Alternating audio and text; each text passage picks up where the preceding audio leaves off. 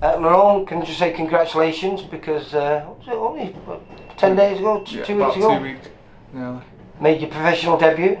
And from I've seen a few little clips that someone put on Twitter. I've not seen the fight, but I spoke to Jamie Moore, your coach, about it, and he was absolutely buzzing. He was really proud. He thought it was a fantastic performance against a kid who fights on our shows. I can never pronounce Simos Valos. Yeah. Do you know how to pronounce his surname? I think it's Velocinas. Yeah, something like that. He's a great kid, about 103. I think it was his 103rd or 102nd fight when he fought you. Been in with absolutely everyone, the who's who of the British super featherweight and lightweight game. Kit Galahad, Lee Wood, Jordan Gill. Oh, I think he's even been in with O'Hara Davis. You know, literally, I mean, it's just everyone who's been in there, and normally very tough. Doesn't get stopped that often. I think in his 95 losses, he's only been stopped about 8 times. He's a tough kid. Really tough. And he's always game. He doesn't do that journeyman mode where he just tucks up and hopes to get through to the end of the fight by holding and, you know, like stealing a living. He earns a living. Yeah, he's always coming forward. He's strong as well. He's a bit smaller than me, but he's strong. He is. Well, everyone's a bit taller. You're ridiculously tall for your weight. You reckon? I think so. Yeah. Well, taller you now. You've got to be 5'11", close to 6 foot. Nah, I'm about 5'8", 5'9". Sod off, you're not. Yeah, we are. I'm 5'8". You're taller, miles taller than me. Nah, about 5'8", 5'9". Are you really? Because, mind you, do you think it's though? It's weird because you really develop. You used to be skin and bone when I know. Obviously, you boxed at my old amateur club, Bridgewater. Yeah. And you was just skin and bone, mate. And now you're really filling out, mate. You got shoulders and you got stomach muscles and chest muscles. It's like, well, I don't recognise you. Might get the chest muscles soon. It's still coming. Have you enjoyed this transformation? Because you've been. I know when your father died. You stayed away from boxing. It must have been over a year. You didn't really go in the gym or anything like that. And then I seen you turned up here, and it was always on the card that you thought, well, no, I'm going to do it. I'm going to go pro. And that must have been close to 18 months ago now. Yeah, but it was just before lockdown started. I think I started getting back in the gym properly. But when I went away, I just started realising that I really wanted to do it. So when I got back in and I was moving around with a few people, I thought, yeah, I can. If I keep developing, like when I was getting in the gym, I was developing. I was like, yeah, if I keep going like this, then I've got a chance of making. But Lerone, you're a good amateur. I remember, but you were, you know, that you personified that amateur style. Yeah.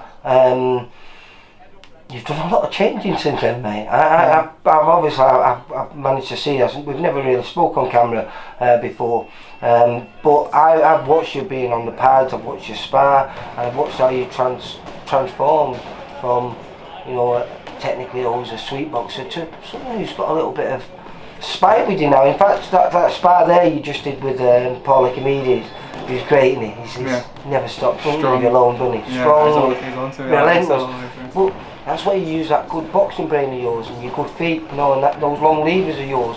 You know, it's you use your assets well, mate. Which is what you did on your debut. Yeah.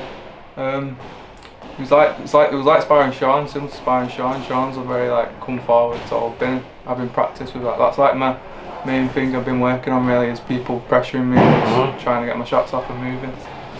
And I believe you said you're out again very soon. Hopefully, yeah, before December. I'm not sure what show, but there's a lot coming up really, isn't there? So. And how was that for you? Because as a young boxer, to box at the York Hall in Bethnal Green, it's a little box ticked already, and that's in your first fight. It felt like an arena, like a little arena. It wasn't in there.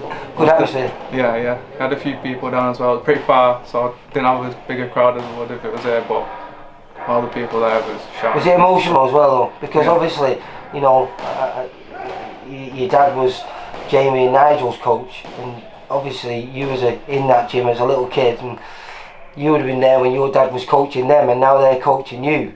I remember speaking to Jamie, and he said it was really emotional for him anyway. Yeah, even Martin was in the corner as well. It was It was crazy, to be honest. Like, Is this like a little adopted family for you now? You know, I don't think you could find anywhere more homely for you, would they?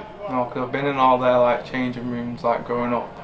It's just mad. Like now they're coaching me, it's weird, but I'm enjoying it. What are your aspirations for the future? You know, if I was chatting to you in let's say 5 years time, which is not long in boxing, but it's long enough for you to find where you might be. Where would you like to be? I was like, no, I don't know. At the top, I'll say at the top. But obviously, it's hard to see 5 years ahead, isn't it? But if I keep developing the way I am, I could definitely be. Do you see a big difference in yourself? Can you feel it? Yeah. Like I always say to a young fighter, I said it to Akib, and Keeb was I mean, I don't know, you had about close to 40 fights as an amateur, did you? Yeah, I think around about now Akib had close to 80 or 90 fights as an amateur, and I remember saying to him, I'll ask you in a year's time from, you know, when you turned over pro, how you would fare against yourself as your last amateur fight. And he didn't understand what I really meant, and then when I asked him a year later, he understood what I meant. He said, I'd absolutely smashed myself. He said, because it's weird how putting pen to paper, signing your life, saying I'm a professional pro, how it mentally changes you, doesn't it? Yeah. I weren't in my last like few amateur fights. I weren't fully in it. I was just like doing it because I knew like that's what I really wanted to do, but I weren't like mentally there. But now it's completely different. Well, how are you 19 now, are you? 20 just. 20, just 20. After my fight, yeah. Right. Oh, what's that? Well, birthday present to yourself then, eh? Good, that one. Well, listen, good luck with if you get out before Christmas. That'd be brilliant. It'd be nice to celebrate Christmas 2-0. Yeah. I presume your dad will be really proud of you, and I know Jamie was. And hopefully it might be up in the north, and if it is, I can come and watch you. Nice one, thank you. Lerone, you take care, mate. Nice one. Bye-bye. For all boxing info, news and latest interviews, amateur and pro, across the north, click and subscribe. VIP Boxing Promotions. Also Twitter, Instagram and Facebook.